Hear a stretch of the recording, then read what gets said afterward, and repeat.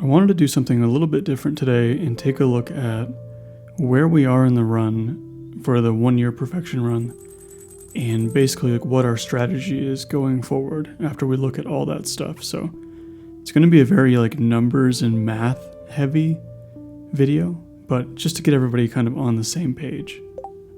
And so we're starting with our gear and our stats basically, which aren't particularly interesting or necessary to know because you can probably see this screen pretty often.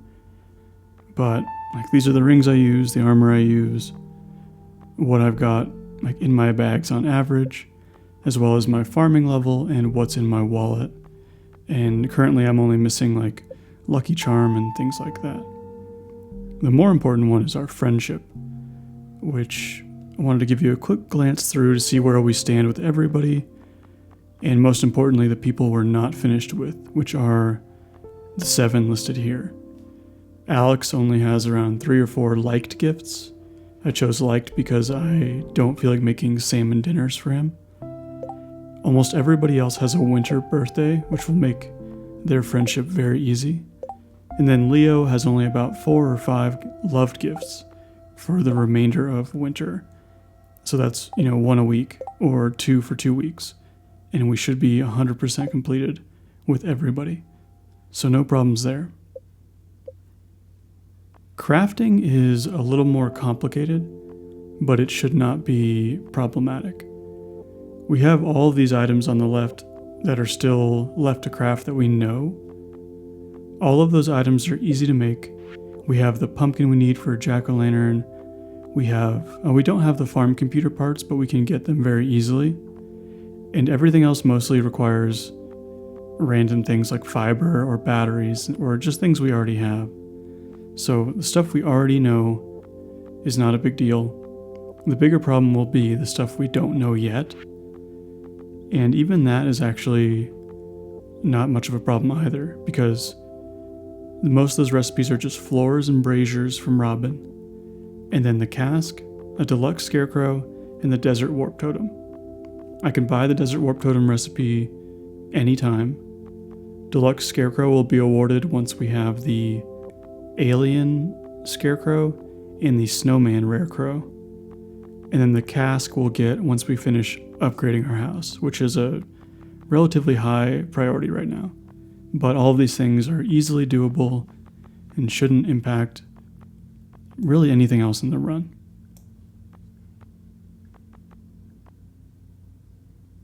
And so after that we have our shipping list, which is actually another really easy thing that we're only missing the large brown egg for like farming stuff. And then our holly and nautilus shell and mead. We'll be able to get the middle 2 really easily pretty much today. The large brown egg is just a matter of time, and the last one requires Gus, and that'll be a bigger problem. And then fishing, pretty easy.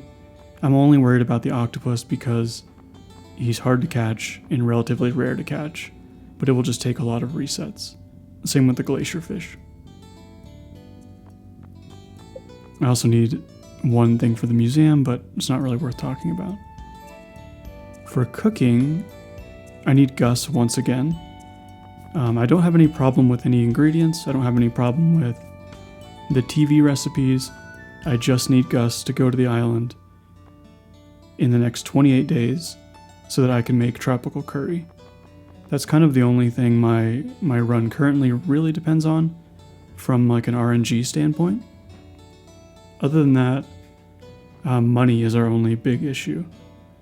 So while I kind of show you what's in my chests around the farm, there's my beets, by the way. I have beets. I thought I didn't have beets. So I grew beets. It's a whole mess, but I have beets the whole time.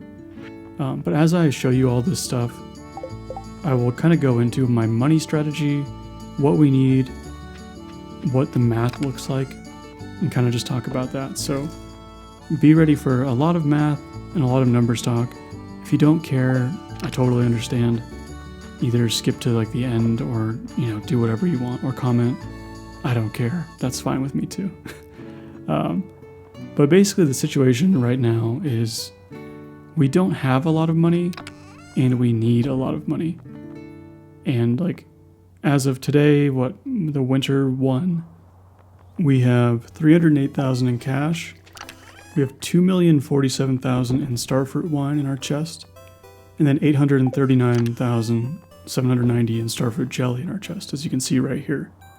So that has a total of 3.2 million basically.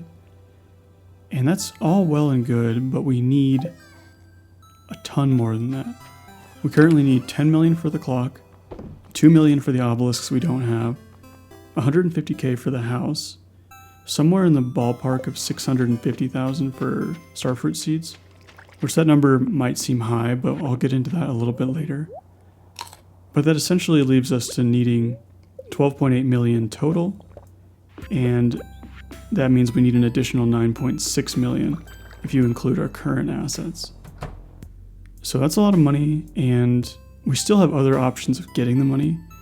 We have 480 starfruit in the ground right now, with 2 additional harvests we can do, which gives us around 1,400 starfruit without expanding our crop anymore.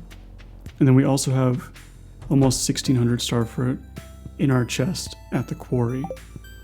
So we have 3,000 starfruit and then over 2,000 pumpkins. So it's not looking too bad in that sense, but we have to process that stuff.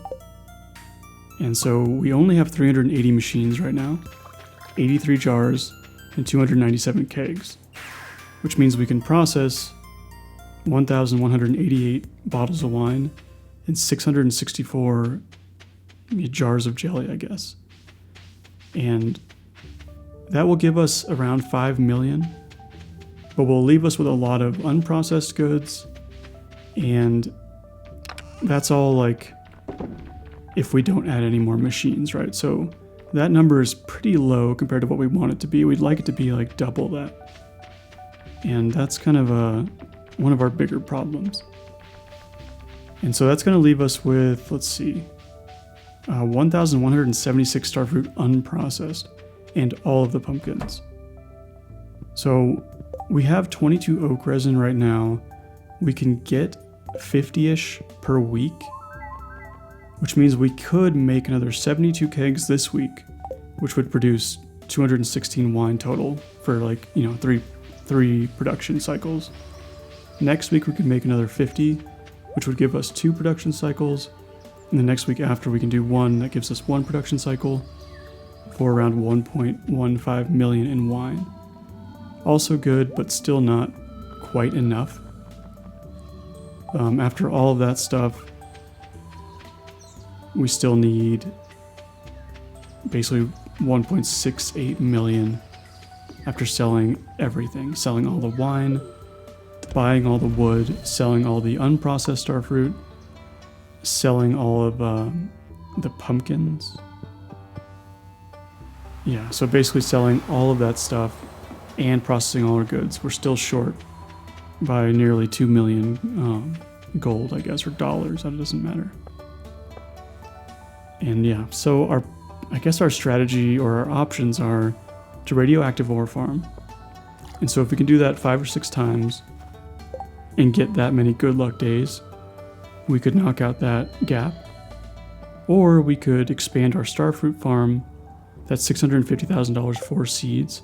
We'll buy us 1625 starfruit, and that would bring our crop up to around 800-ish instead of 480, and increase our money generated in unprocessed goods. In all likelihood, we'll do a combination of both of those things, and that way we'll have a little extra money left over. But as of right now, that's what our current strategy is, at least for the money. And so yeah, with all that being said, I know that was like a lot of numbers, but with all that being said, we also have to finish our house upgrade, unlock the casino via the quest, finish up our star drops, finish our shipping and stuff that we went over earlier, build 3 more obelisks, and get the golden clock. Not too bad, at least in my opinion. Like, it's not as bad as I thought it was. I thought we were pretty close to just absolute failure, but we have a lot of options to make this work, and only a few like chores to do that are not money related. So I think as far as like time goes, we're looking good. We just have to like tighten up our crops mostly, and do a little more like boring ore farming and things like that. So that's kind of our situation. I just wanted to give you an overview of what things look like and what we're doing. So our current plan is basically to make a bunch more machines if we can afford to do so, radioactive ore as much as possible, go to the skull caverns when our luck isn't good enough for radioactive ore farming, process constantly, coal grind constantly, and then any bad luck days we'll do our random errands. And I think things look okay. I'm excited to see if we can handle this and figure it all out, and we'll have a more normal episode on Thursday, so stay tuned. Sorry this one was a little bit boring. Later.